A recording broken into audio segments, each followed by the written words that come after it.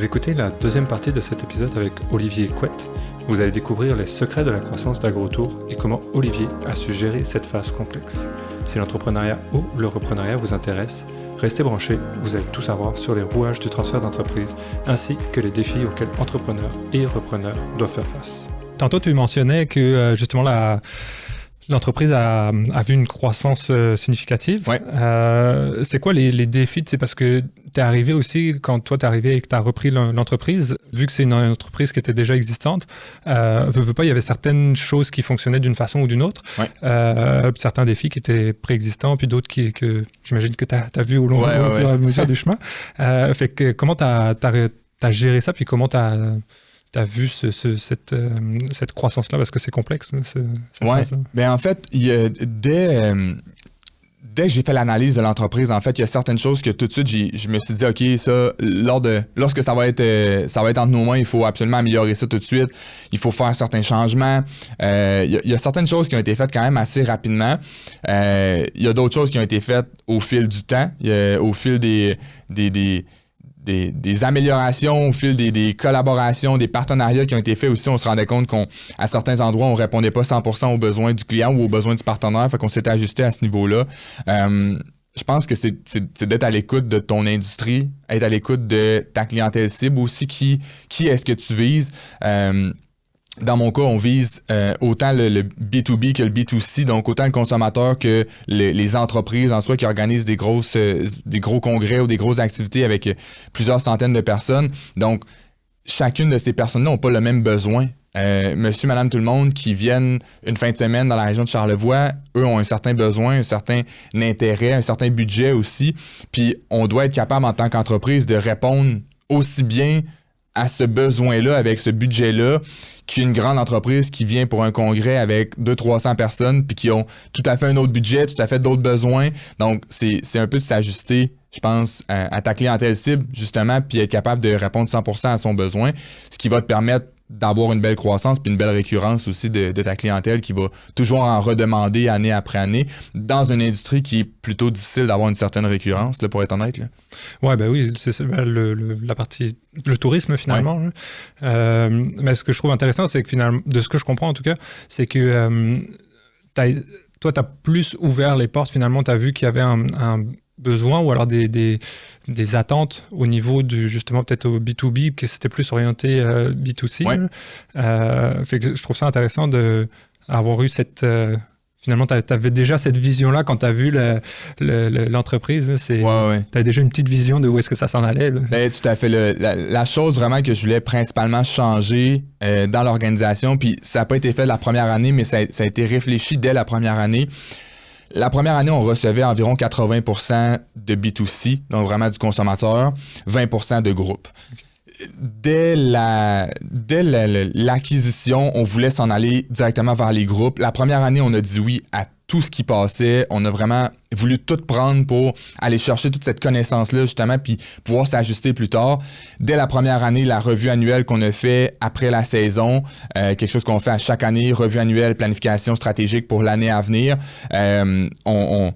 L'objectif était vraiment d'inverser la balance, donc vraiment de recevoir 80% de groupes, 20% de particuliers. Et puis, c'est ce qu'on a fait, là, pas un pour un, là, mais tu sais, deuxième année, on était à 70% de groupes, 30% de particuliers. On a eu des grosses augmentations en termes d'achalandage, autant du niveau particulier que du niveau corporatif groupe. Mais tu sais, pour être capable de faire ce changement-là complet, pour être capable d'avoir cette croissance-là, il y a eu beaucoup de réflexions qui ont été mises en arrière, beaucoup de discussions avec les partenaires, que ce soit les partenaires qui reçoivent la clientèle ou les partenaires qui offrent un service à la clientèle. Donc, tantôt je parlais de collaboration, de discussion, puis de gens qui s'entraident, ça a été beaucoup ça. Après la première saison, ça a été de prendre un temps d'arrêt puis de dire, OK, qu'est-ce qui a bien été dans la première saison? Qu'est-ce qui a moins bien été? Puis qu'est-ce qu'on veut mettre en place? Puis ensuite de ça, faire un plan pour être capable de le mettre en place dans la deuxième saison, puis là, vraiment faire le changement qu'on voulait faire. Je pense que c'est important quand tu fais une acquisition ou tu arrives dans un nouveau marché que les gens te connaissent pas nécessairement en tant que personne, de prendre le temps quand même de te poser, que les gens voient un peu quitter comment tu gères ce qui est déjà en place avant de tout chambouler puis de tout brasser la soupe qui existe déjà. C'est quand même important de de se poser puis de faire ton nom un peu là, avant de brasser les choses. Là. Ouais, puis veut pas, on n'a pas tous la même tolérance au changement. Là, exact. C'est qu'il faut aussi s'adapter. C'est ça, comme on disait, il y a déjà une équipe qui est en place, fait que comme tout chamboulé, comme tu disais, ça peut amener une certaine complexité, même amener certaines personnes à quitter l'entreprise. Donc, j'imagine qu'on veut l'éviter au maximum. Ben, tu sais, quand tu fais l'acquisition d'une entreprise avec des employés, c'est là qu'il y a un danger, effectivement.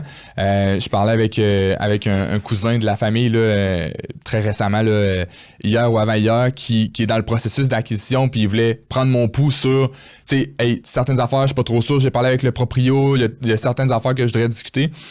Puis c'est ce que je lui demandais justement, est-ce que dans l'entreprise, qui est quand même une petite entreprise, là, peu d'employés, on parle de moins de 5 employés, est-ce qu'il y a des employés clés dans cette organisation-là que tu devrais rencontrer avant de faire un offre puis discuter avec eux? Est-ce qu'eux ont l'intention de rester même s'il y a un changement de propriétaire? Est-ce que comment ils voient les choses dans le cas d'une acquisition et tout ça? Parce que surtout dans des petites organisations où avec une organisation de 5 employés, là, on peut quand même considérer que tous les employés sont des employés clés. OK? Donc, s'il y en a un qui part du jour au lendemain, suite à une acquisition, qu'on n'a même pas eu le temps de mettre les mains sur les rênes puis de contrôler un peu tout ce qui se passe lors d'une acquisition, puis là, on a un de nos employés clés qui s'en va puis qui nous laisse avec un gros trou dans les opérations ou quoi que ce soit, il faut quand même planifier ça. Dans mon cas, AgroTour n'avait pas d'employés quand j'ai acquis comme une coquille, si tu veux, puis qu'on a bâti par la suite, ça m'a donné la chance de pouvoir sélectionner les personnes avec qui venaient collaborer avec nous, les employés qui rentraient avec nous. Donc, on les a vraiment sélectionnés en fonction de la culture qu'on bâtissait, puis tout ça. Mais quand tu achètes quelque chose qui est déjà existant, c'est un gros morceau à faire attention, puis à bien manœuvrer pour pas avoir des grosses pertes qui peuvent être difficiles. Ouais, je pense qu'il y a un peu plus d'inertie, puis si je me trompe pas, c'est pour ça aussi que dans le reprenariat, ils disent que c'est important que un peu le profil du repreneur soit similaire quand même au profil de l'entrepreneur qui a démarré l'entreprise, oui, pour éviter un trop gros clash, justement. Exact, c'est ça. Puis tu sais, très, très souvent, quand on parle de reprenariat, on parle de relève. C'est souvent 2 mots qui viennent ensemble. Quand on parle de relève, moi, j'entends beaucoup plus une relève familiale, que ce soit les enfants ou les oncles, les tantes ou peu importe. Mais tu sais, quand on parle de relève, on parle beaucoup plus de familial. D'emblée, habituellement, dans une famille, il y a quand même une ligne directrice, il y a quand même une cohérence au niveau des valeurs, au niveau de qui est dans cette famille-là, puis de comment ils voient les choses, que ce soit l'entreprise ou la vie en général. Donc, lors d'une relève familiale, il y a quand même cet enjeu-là, mais qui est peut-être un peu moindre qu'une relève externe, un repreneur externe qui arrive, qui là, effectivement, il faut qu'il y ait un fit assez fort entre le cédant puis le repreneur, là, en fait. Puis il y a quand même beaucoup de choses qui se passent dans une reprise, puis c'est important que le cédant et le repreneur passent un moment ensemble pendant la reprise pour que les employés, les partenaires et tout ça comprennent que là, il y a une relève qui arrive, il y a une reprise qui se fait, puis que tout se fasse quand même relativement bien, là. Oui, puis je pense que c'est aussi le partage de connaissances. Là, il doit y avoir il y a un gros bagage, même si généralement l'entrepreneur va essayer de faire en sorte que l'équipe soit autonome, mais ça reste qu'il y a un bagage technique, puis même de gestion globale qui doit être transféré. Ah oui, tout à fait. Tu sais, quand on parle d'acquisition, on parle d'un transfert de savoir, un transfert d'avoir, puis un transfert de pouvoir. Puis chacune de ces étapes-là n'arrive pas en même temps. Il y a, tu sais, certaines choses arrivent, puis ensuite de ça, d'autres, puis ensuite de ça, d'autres, puis c'est important de les faire dans le bon ordre, parce que si c'est pas fait dans le bon ordre, il y a des enjeux là, qui arrivent de ce côté-là, là. Ouais, ça m'étonne pas. Ouais. S'il en manque un bout, j'ai l'impression que oui, ça se peut que ça soit un peu plus chambranlant, mettons. Ouais, tout à fait. Puis, donc, t'as repris une entreprise. T'as starté une entreprise aussi il n'y a pas si longtemps que ça. Ouais. Donc, est-ce que tu peux nous parler un petit peu? Je serais curieux d'avoir si t'as un défi, que ce soit en entrepreneuriat ou même les deux, mettons, Ouais. c'est quoi les défis un peu que t'as eu à surmonter? Parce que on voit ça de loin, parfois c'est un peu tout rose, c'est une bonne croissance et tout, ça va bien. Fait que c'est ça, ce serait quoi les défis que t'as eu au niveau du reprenariat puis au niveau de l'entrepreneuriat? Au niveau du reprenariat, le plus gros défi auquel moi j'ai fait face, c'est qu'il y a déjà une réputation qui vient avec l'entreprise. Il y a déjà un historique qui vient, qui est bon ou pas. Mais les gens ont déjà une idée préconçue de ce que l'entreprise est. Au niveau de la reprise d'AgroTour, moi, ça a été le plus gros défi, en fait. Là. Une des premières choses que j'ai fait, c'est d'aller me présenter à tous les acteurs du milieu touristique avec qui j'allais collaborer pour leur dire « Salut, moi c'est Olivier, j'ai repris AgroTour, voici qu'est-ce que je veux faire de cette organisation-là, voici la croissance que je projette, puis comment je vais m'y prendre. » Puis la plupart des premières réponses que j'ai eues, c'est « Ben, tant mieux, bravo, on va te regarder aller, puis prouve qui t'es, puis prouve qu'est-ce que tu es capable de faire. » Ça, c'est sûr, puis c'est dans toutes les industries, là, c'est un défi qui est normal, je pense. Puis une fois que tu as fait ça, ben là, les gens te font confiance, puis ça va.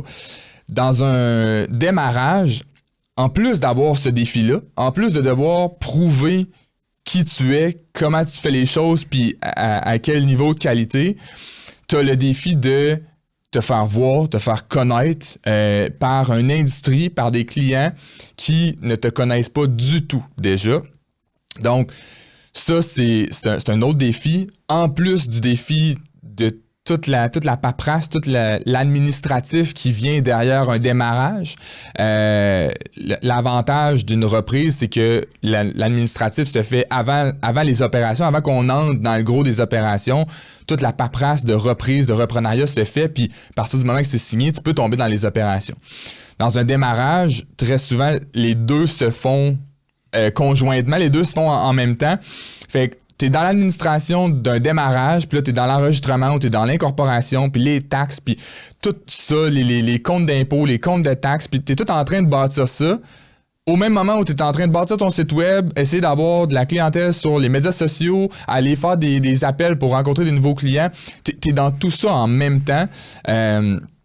Puis c'est dangereux, un démarrage, je trouve, surtout quand l'idée de base n'est pas claire, de dire spécifiquement c'est telle clientèle qu'on cible, tel service qu'on offre ou tel produit qu'on offre. C'est très, très, très dangereux de prendre une tangente parce qu'un client nous dit « Ah, ben toi, t'es nouveau, tu pourrais-tu me faire ça? » Puis là, tu te dis « Bon, ben, soit que je fais quelque chose qui n'est pas tout à fait dans ma ligne directrice, qui n'est pas tout à fait en cohérence avec ce que je veux vraiment bâtir, puis que je fais de l'argent. » Tu sais, je fais une vente ou que je sais vraiment ce que je veux faire puis je dis non à une vente. Tu sais, c'est là où ça devient difficile dans un démarrage de garder cette ligne directrice-là. Un démarrage, c'est beaucoup, beaucoup de défis. C'est des beaux défis, par contre. Tu sais, c'est des très beaux apprentissages à faire. Mais moi, ce que je dis toujours à quelqu'un qui pense se partir une entreprise, qui pense se démarrer une entreprise, là, actuellement, là, dans les dernières semaines, qui me parle de partir une entreprise, j'ai dit, as-tu regardé d'abord sur le marché les entreprises qui étaient en vente, qui répondraient peut-être à ce que tu veux bâtir? Puis, très souvent, on peut faire des acquisitions pour presque rien, ou avoir le vendeur nous financer, ou avoir, tu sais, mettre des petites mises de fonds. Puis, au moins, tu as déjà quelque chose d'établi dans lequel tu rentres, puis au fil du temps, tu vas bâtir comme tu la veux. Mais je trouve que les défis sont différents.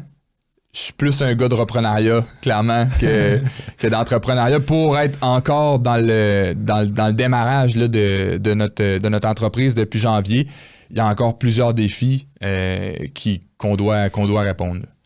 Je trouve super intéressant ce que tu mentionnes en démarrage, l'entreprise ou l'entrepreneur peut se faire tirer par des clients justement potentiels qui vont dire moi j'aimerais bien telle feature ou quoi.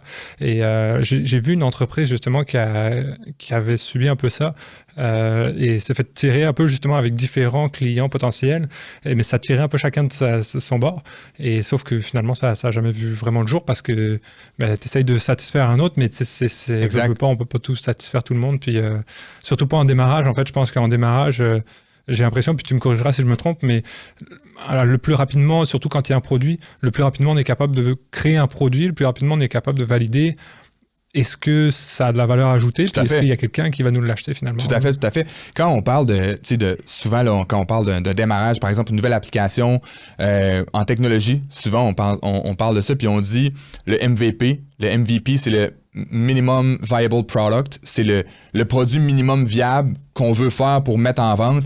Ça, c'est très, très important, puis on l'entend beaucoup dans les technologies, puis je pense qu'on le met pas assez de l'avant ailleurs. Ce concept-là, pas nécessairement le MVP spécifiquement, mais de dire qu'est-ce qui est le minimum que je dois bâtir pour commencer à avoir des ventes, puis après ça, aller chercher de la clientèle qui ont besoin de plus de features, qui ont besoin de plus de choses, puis là, le bâtir tranquillement avec eux, en collaboration avec eux, pour ensuite de ça être capable de l'offrir à un plus large éventail de clientèle. C'est un concept qui est super important à réfléchir surtout quand tu es en démarrage, que tu bâtis quelque chose de nouveau. Tout à fait. Vous venez d'écouter la deuxième partie de cet épisode avec Olivier Couette. Dans la troisième et dernière partie, on parle implication. Olivier nous partage son expérience dans différents organismes et plus particulièrement son expérience en tant que vice-président de la Jeune Chambre de commerce de Québec ainsi que son implication auprès de la maison Martin Matt de Québec.